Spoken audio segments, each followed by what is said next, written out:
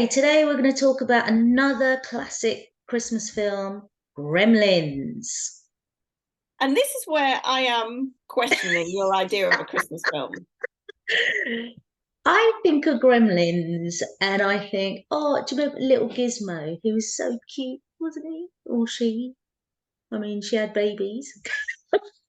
Who knows? But then frogs. Mm. Anyway, I'm going down a rabbit hole there. But I think of these little gremlins, and you always talk about them getting into the woodwork, gremlins in the woodwork, and that. And I think of that, and I think of our brains and how we can all have monkey brains. And there's been whole books about this kind of thing where they talk about monkeys taking over your brain and being mindful of your monkey brain. Meaning, are you going into a conversation with a specific thought? Do you come away with something um, feeling offended, feeling hard done by? And is that thought valid? Is that a wonky thought? I mean, this comes from CBT, cognitive behavioral therapy, where they talk about the wonky brain or monkey brain. So think of a line of thoughts and you kind of like, it's like a flow chart where, is this a valid thought? Yes. Okay. Respond appropriately. No. Why not? Why am I thinking this? Actually, I'm not going to react in that particular way. So you're training your brain to react in a certain way. And I think a lot of families come in to Christmas dinner and every single person around the table has a monkey brain. And they come in with 40 years of history and 40 years, like we talked about in Home Alone in our first episode. And it's thinking about, what am I coming in with? I need to get rid of the monkeys and start thinking more valid thoughts. And how would you do that then if you apply that CBT process?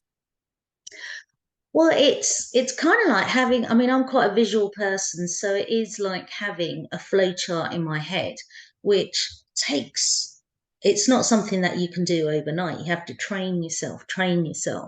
And it is when you have a thought, thinking where you feel anxious, irritated, annoyed, and you're like, am I right to be irritated? Well, I'm irritated.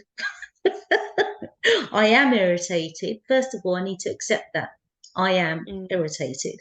So you don't push that away and say, am I right to be irritated? That person said that and I've taken it like this. Did they mean it like that? Or am I bringing a whole load of baggage to that? And when you realize that actually they're being out of order, yeah, I am right to feel that way. So I need to say something. Or you may realize that actually I'm coming in with a whole load of stuff. I'm in a mood. I'm being oversensitive. Actually, I need to calm down like that. Now, that all, just talking about it takes ages. But over time, you have that flow chart in your head and it's quicker and quicker and quicker. But the first step is accepting whatever emotion you have. Mm. I am irritated. I am angry. And then analysing. I think it's actually harder sometimes to be able to articulate what that emotion is, isn't it? Because what we think is anger could actually be hurt. It could actually be something else. And I think there's almost the analysis of the emotion, what it is, and then articulating it in its most granular way. Yeah. And then accepting that that is the emotion that you're feeling. Yeah. Yeah. And that's very difficult to do, particularly if you grew up in a household where you weren't allowed to show your emotions unless it was a happy, good emotion. And even then, in some households, I'll stop laughing. Something bad will happen if you laugh, that kind of thing.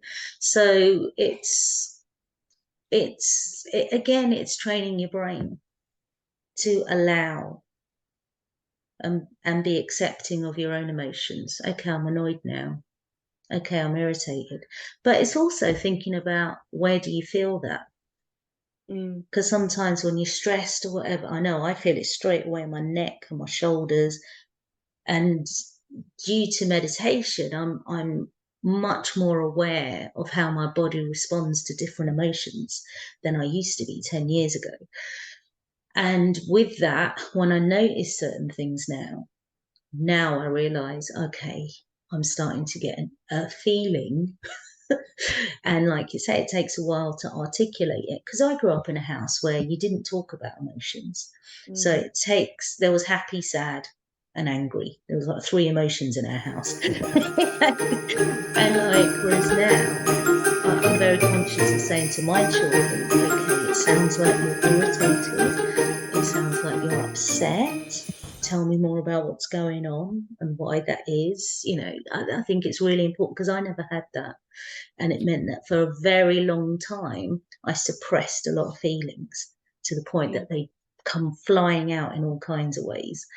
And I think, yeah, part of that monkey brain is the monkeys inside, they just want to chill out. And they can chill out when you've gone, okay, I'm angry. I'm angry. Yeah, I'm angry. And mm, actually, when you say it out loud like that, you calm down straight away. mm. It's the acknowledgement. Yeah, absolutely. Sometimes it is just acknowledgement that's the most important thing, isn't it? Yeah, Yeah.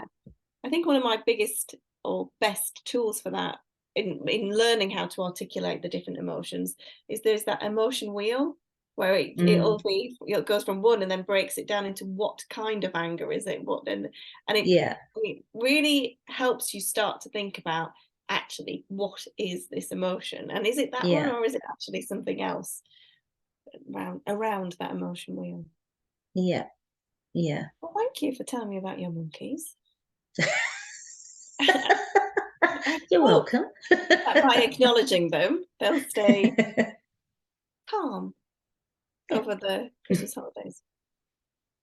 Take care.